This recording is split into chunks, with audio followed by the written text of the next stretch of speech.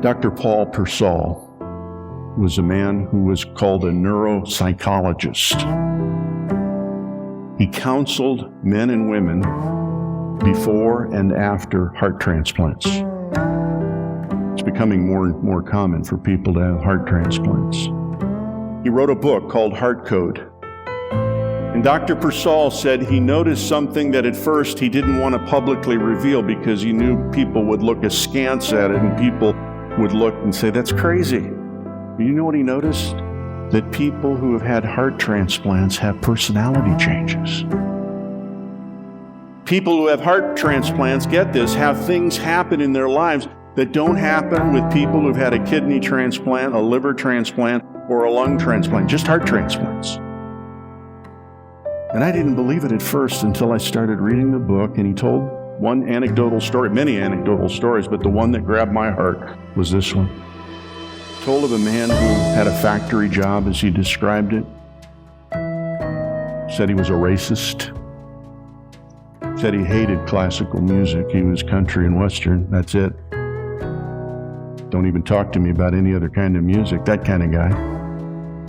Had a heart transplant. And in the months, and a year or two later, he started reaching out to people of the African-American race, and his wife said, that's not like him. And not only that, he started thinking about listening to classical music. And here's a guy, listens to Willie and the rest of them, and he was wanting to hear classical music. Had no idea, by the way, of who gave him a heart. It wasn't until later it was revealed that the heart he received was from a young African-American musician who was on his way to a music class, studying to be a classical violinist, when he was gunned down, I think in Chicago, not far from where I grew up.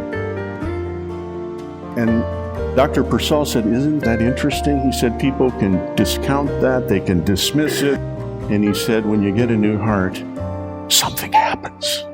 What a phrase. When you get a new heart, something happens. It seems to me the Bible talks about that. When you get a new heart, something happens. You say, why are you telling us that story? For this reason? Maybe the reason you haven't been a man of prayer. Maybe the reason you haven't been a woman of prayer is because you need a new heart. You don't need to pray more, you need a new heart. You don't need to pray 5 times a day or 10 times a day. You and I need a new heart. And the Lord God Almighty is the giver of new hearts. He puts a new heart in us. It's not a mistake that the Bible describes the heart as the seat of emotion and the seat of love and the seat of communication with God the Father. The heart is more than just an organ that pumps blood, according to Dr. Tom Corwin, a family practice doctor who said in a book about the heart, says this, when I met Linda, his wife, he said, I got a new heart. When he met his wife, Linda, he got a new heart. What happened? He started thinking differently. He started talking differently. He started acting differently. Why? He had a new heart because of the one he loved. Tell me what you love, whom you love, and I'll tell you what kind of heart you have.